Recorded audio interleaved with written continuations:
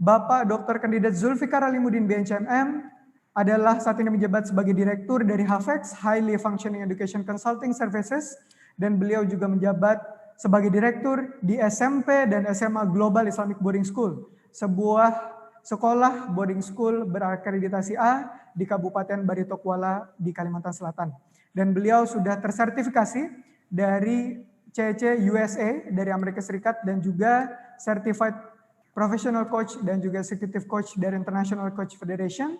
Dan saat ini beliau juga menjabat sebagai Master Trainer dari HAFEX dan sedang menempuh pendidikan di Doctoral Candidate of ITB, Institut Teknologi Bandung, in People and Knowledge Management.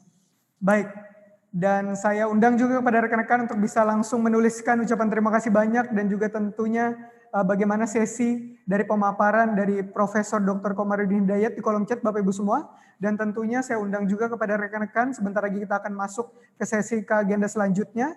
Dan tentunya saya menyapa kepada rekan-rekan di live YouTube yang sudah berhadir lebih dari 15.000 peserta. Saya ucapkan terima kasih banyak dan saya izin langsung panggilkan kepada pembicara kita yang kedua, Bapak Dr. Kandidat Zulfikar Alimuddin. Lebih kurang 30 menit, Pak Zul, diberikan kesempatan. Dipersilahkan Pak Zul. Baik, terima kasih Rian. Izin Prof. Komar, semoga Bapak masih hadir bersama kami. Bapak Ibu semua, kita bicara hari tentang merancang masa depan Indonesia. Dan kita tahu bahwa yang akan menjalankan roda bangsa dan negara ini di masa depan adalah anak-anak kita. Jadi sekarang pertanyaannya, bagaimana kita bisa ikut merancang masa depan bangsa Indonesia melalui anak-anak kita. Nah, kalau kita bicara tentang merancang, baik kita berbicara tentang bagaimana membangun proses berpikir sehingga apa yang kita pikirkan hari ini tentang idaman kita, tentang masa depan bangsa kita bisa terkomunikasikan dengan baik pada anak-anak kita. Bagaimana setiap hari ketika kita mengajar, kita tidak membebani mereka, tapi kita membangun inspirasi bagi mereka. Maka untuk itu saya memilih topik saya siang ini adalah bagaimana kita membangun critical thinking siswa sebagai basis inovasi untuk kemajuan bangsa. Baik, slide berikutnya. Kita mulai dengan problematika sederhana, nasi. Ya, jadi Bapak Ibu ikutin ini pelan-pelan. Nanti di bagian slide tertentu akan saya sampaikan bagaimana cara kita membawakan sebuah materi sehingga pembelajaran yang kita bawakan di kelas tidak menjadi sebuah terkungkung oleh hitung-hitungan, namun dia justru menimbulkan inspirasi. Sebelum lebih lanjut, saya mau sampaikan. Anda tahu bahwa per hari ini, siapa tokoh paling terdepan di muka bumi untuk bicara tentang inovasi? Ayo ketik dulu, hashtag. Siapa? Tokoh terdepan di zaman ini yang melompat bahkan mengalahkan visinya Kennedy waktu beliau berkata tentang kita akan terbang ke bulan. Nah, Bill Gates sudah lewat, ketinggalan. Elon Musk, betul sekali, Elon Musk. Dan itu bukan SpaceX ya, bukan SpaceX, karena SpaceX adalah antara. SpaceX sudah lewat, baru launching, udah terbang SpaceX. Elon Musk berbicara tentang apa? Berbicara tentang membangun kehidupan di planet Mars. Bayangkan, kita masih tersengal-sengal bicara tentang pandemik di muka bumi. Elon Musk berbicara tentang membangun kehidupan di planet Mars. Dan salah satu yang beliau sampaikan adalah bagaimana caranya? Ternyata salah satu cara yang paling mungkin adalah dengan meningkatkan suhu di permukaan planet Mars. Nah, kita nanti dulu deh bicara planet Mars, kita bicara yang paling kelihatannya sederhana buat kita, namun jangan salah. Cara berpikir ini bisa menimbulkan inspirasi bagi siswa-siswa kita untuk menjadi Elon Musk berikutnya. Ya, pertanyaannya di sini. Berapakah luas sawah yang diperlukan untuk menanam padi yang menghasilkan 1 piring nasi? Ya. Jadi kalau kita bicara ini, kita bicara apa sama siswa kita? Ini mau dipakai untuk pelajaran geografi boleh, ekonomi boleh, PKN boleh, sosiologi boleh, apalagi matematik, biologi apa juga boleh. Ya. Jadi kita ajak siswa kita berpikir begini. Kita punya hamparan sawah yang luas. Sebetulnya untuk sepiring nasi perlu berapa sawah sih? Berapa luas sawah? Next slide.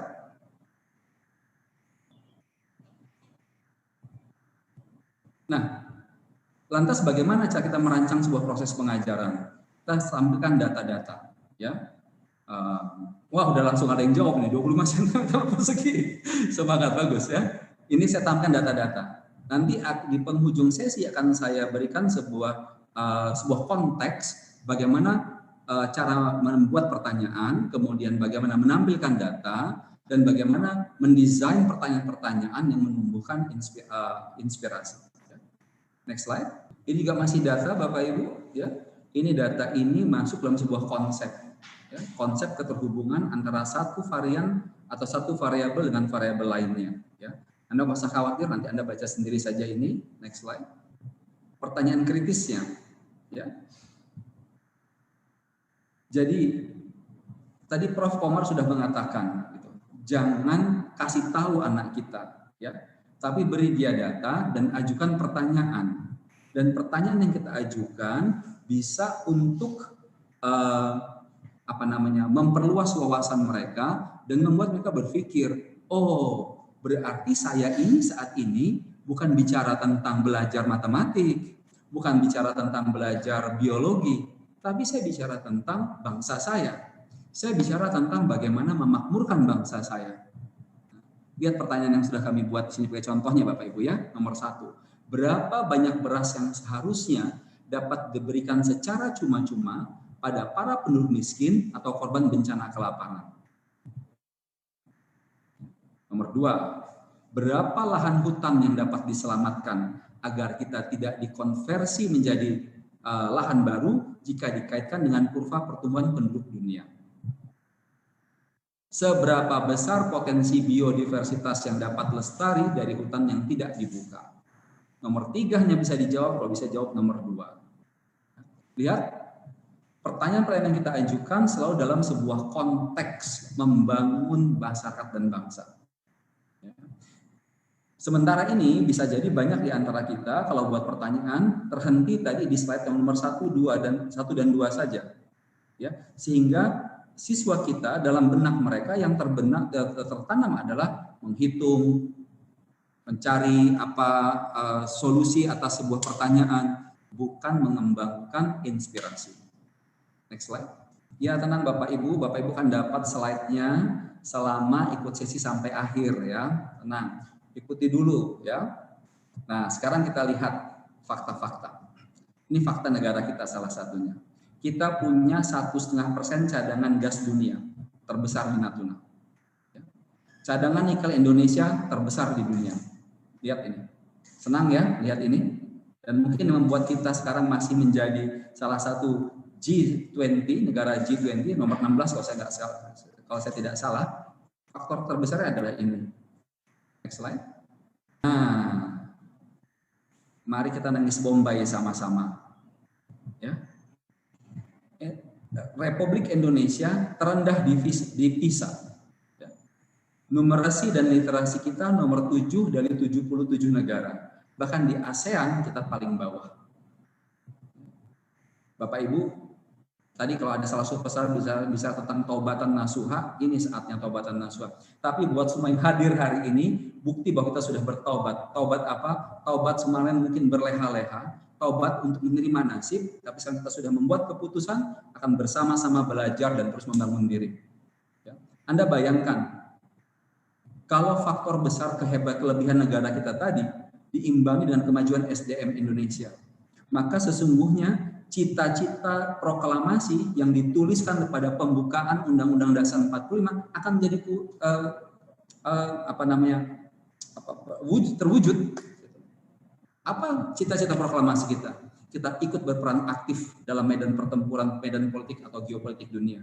Bagaimana kita bisa berperan aktif kalau kita sendiri tidak punya kekuatan untuk itu? Ya, kalau kita hanya punya cadangan besar, kita dipermainkan orang. Ya, Bapak Ibu. Nah, jadi tadi sekarang kita lihat fakta-fakta ini. Tadi kan tema besar kita merancang masa depan. Berarti kita harus melihat masa depan kita nanti lebih baik daripada yang kita hadapi hari ini. Ya. Nah, kalau kita bicara critical thinking siang ini, maka kita bicara tentang bagaimana kita bisa membangun proses kemampuan berpikir dalam benak siswa kita. Agar yang paling mudah ukurannya tingkat numerasi dan literasi akan meningkat. Ini akan terhubung langsung sama kemampuan inovasi. Next slide. Sudah saya sampaikan ya, dua kontras ya, paradoks antara dua slide tadi. Next slide. Bagaimana kita mengatasinya ya Bapak Ibu, bagaimana cara kita membangun. Nah ini saya berikan satu contoh. Selama ini yang belajar matematik selalu dengar kata fungsi limit. Nah, biasanya para ibu guru, bapak guru di depan kelas akan menuliskan fungsi limit. F, X, Y atau Y dalam kurung X mendekati 0. Itu membuat siswa tuh sebetulnya nggak pernah ngerti kita tuh ngomong apa. Ya. Nah, dibandingkan kita bicara seperti itu, kita bawa siswa kita pada gambar, Bapak Ibu fokus yang sebelah kiri, lihat. Ada mobil di persimpangan, ada mobil yang sedang ada pada tikungan, ada mobil yang sedang pada proses tanjakan. Ya. Jadi kita lupakan dulu kata fungsi limit. Ya. Kita tampilkan gambar ini, lantas kita tanya pada siswa-siswa kita, anak-anak, apa yang kalian bayangkan pada situasi ini? Ketika situasi ini terjadi, apa yang perlu dilakukan? Nah, ini tentu kalau saya bahas menjadi sangat teknikal ya. Nanti Bapak Ibu bisa ikut di sesi minggu depan secara taktis dan prosedural akan kami bahas satu demi satu bagaimana mengembangkannya. Next slide. Nah, pertanyaannya yang berikutnya adalah apa yang bisa kita capai? Oh, tadi agak kecepatan. Sebelum tadi ada bicara efisiensi, ya Bapak Ibu. Kedua ada bicara sensitivity. Jadi kita bicara tentang sebetulnya adalah bagaimana mendorong siswa membangun imajinasinya tentang proses pertemuan dua buah benda hampir bertemu tapi tidak pernah bertemu. Ya. Karena ketika di perempatan jalan, di pertigaan jalan, yang paling tidak boleh ada apa? Serempetan, betul? Untuk itu, kita harus mempunyai kemampuan membangun sistem sensor pada mobil kita, pada kendaraan kita, agar kita tidak sampai bersentuhan, tidak sampai nyerempet. Namun, kalau jaraknya terlalu jauh, maka akan terbanyak space yang terbuang. Kita tidak mungkin jalan-jalan kita itu jaraknya sekian puluh meter satu mobil dengan mobil yang lain. Kalau demikian terjadi, maka akan tidak efisien ruang-ruang yang dibangun. Akan terlalu mahal biaya membangun jalan-jalan raya karena jalan raya dihuni atau ditempati oleh lebih sedikit kendaraan. Tapi kalau terlalu padat, maka akan semakin sulit menghindari kecelakaan. Nah, jadi inilah dialog yang kita bangun dalam ruang kelas kita sehingga siswa kita melihat dulu konteks situasinya dan mulai berpikir secara kritis apa yang terjadi. Jadi tidak buru-buru bicara tentang materi, tentang fungsi limit. Begitu ya. Next slide.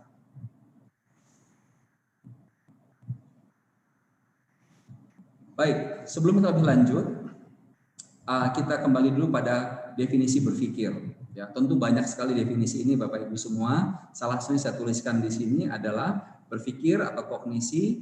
Ini sebuah proses yang mengacu pada kegiatan yang melibatkan mengetahui, memahami, mengingat, dan berkomunikasi. Nanti kita akan jabarkan lebih lanjut lagi dengan Anderson-Kraftwerk taksonomi. Ya, next slide. Nah, yang tidak mudah tentu saja adalah membuat konsep, mengonsep. Kemudian menyelesaikan masalah. Mengapa banyak anak kita tidak bisa menyelesaikan sebuah masalah? Karena seringkali para guru dan orang tua terlalu cepat hadir, menyambung-nyambungkan fakta, sehingga anak tinggal terima jadi pembuatan keputusan. Kita seringkali kurang sabar. Kenapa kurang sabar? Karena paradigma yang salah di banyak para guru. Karena para guru berpikir bahwa anak yang pintar itu yang bisa membuat atau memberikan jawaban yang benar. Tambah cepat dia menjawab, kita tambah senang. Betul tidak? Tidak ada yang salah dengan itu. Tapi kalau keseringan jawabannya itu cepat, artinya bisa jadi kualitas pertanyaannya yang kurang baik. Bisa jadi pertanyaan kita hanya menguji pada tingkat luaran saja, gitu, ingatan saja. Kita tidak mampu mendesain pertanyaan agar membuat siswa kita menyambungkan fakta-fakta dalam sebuah konsep. Akibat itu maka dia tidak bisa atau belum mampu membuat keputusan, apalagi menciptakan sesuatu. Ya, next slide. Sekarang kita lihat dua buah kursi. Sama-sama kursi bukan? Tapi apa perbedaan konsep di antara keduanya? Nah, dari mana kalau kita lihatnya gampang, tapi pertanyaannya bagaimana si desainer itu berpikir atas sebuah konsep? Karena kalau secara umum tahunya kursi untuk duduk saja, tapi apa hal lain yang harus dia masukkan dalam pikiran dia sehingga dia bisa menimbulkan atau merancang kursi yang berbeda? Ya. Nah, nanti kita bahas lebih lanjut di slide-slide berikutnya. Next slide. Konsep itu apa toh? Gitu. Kalau mudah itu gambaran mental. Ya. Jadi kalau Bapak Ibu lihat di sini ada 4 buah gambar di kiri, ada square, ya, ada triangle segitiga, ada rectangle atau segi 4, dan ada circle lingkaran. Kalau kita tanya, sebetulnya 4 gambar ini menunjukkan apa? Konsep apa dalam benak kita tentang 4 buah gambar ini? Salah satunya adalah keterkaitan jarak dengan bentuk. Kok bisa begitu? Coba Bapak Ibu pikirkan. Ya. Saya katakan 4 gambar ini bicara tentang sebuah gambaran mental model yang menghubungkan antara keterkaitan jarak dan bentuk. Jarak apa? Jarak antara titik-titik. Titik-titik apa? Titik-titik yang ada dalam sebuah rangkaian. Rangkaian apa? Tergantung bentuknya. Nah, dialog semacam ini yang kita perlu bawa ke dalam ruang kelas, sehingga anak-anak kita kalau melihat square bukan langsung panjang dan lebarnya sama, bukan hanya itu saja. Kemudian segitiga ada 3 sisi, segi 4 ada 4 sisi. Ya, semua orang juga sudah tahu kalau segi 4 ada 4 sisi, tapi maknanya apa? Nah, gambaran mental model apa yang terbentuk pada siswa kita melihat gambar-gambar ini? Lihat yang kanan, ya, macam-macam bentuk burung. Apa maknanya? Ada perbedaan jenisnya, ada untuk jenis yang sama, beda apa pergerakannya. Apa yang lebih jauh dari itu? Ternyata perbedaan pergerakan itu akan dipengaruhi oleh apa? Faktor-faktor. Salah satunya bentuk. Ya. Bentuk kepakan sayap menggambarkan bentuk gerakan. Kenapa saya harus bicara begini? Karena ketika katakanlah dulu waktu saya kuliah merancang sebuah pesawat terbang, apa yang kita pikirkan? Kenapa pesawat itu harus ada flap-nya? Pada situasi apa sayap wings-nya itu mengeluarkan flap? Apa yang harus dipikirkan sehingga muncul itu? Inilah komponen-komponen tentang bagaimana kita menginstigate, memasukkan cara berpikir kritis ke benak siswa-siswa kita. Next slide. Sampai sini saya mau tanya dulu nih sebelum saya terus ngerocos ya. Tolong diketik. Kalau materinya mantul, tulis hashtag mantul. Saya mau lihat dulu nih. Kalau garing, tulis hashtag garing. Wah ya, kita bukan andaikan ya. Ayo kita bertekad hujamkan dalam hati kita 5 tahun ke depan. Ya. Kok 5 tahun Pak Zul? Ya nggak ada yang sebentar. Kita dulu SD aja 5 tahun, 6 tahun. Masa menjadi guru efektif 5 bulan? Nggak mungkin lah. Ya. Tapi nggak usah khawatir. Satu demi satu materi yang kita pelajari, kita terapkan besok. Pelajari dikit, terapkan besok. Maka 5 tahun akan jadi guru super efektif. Ya. Jangan tunggu nanti. Ya. Jangan tunggu nanti. Apapun, berapapun yang kita dapatkan, terapkan. Nggak ada salah, nggak ada benar.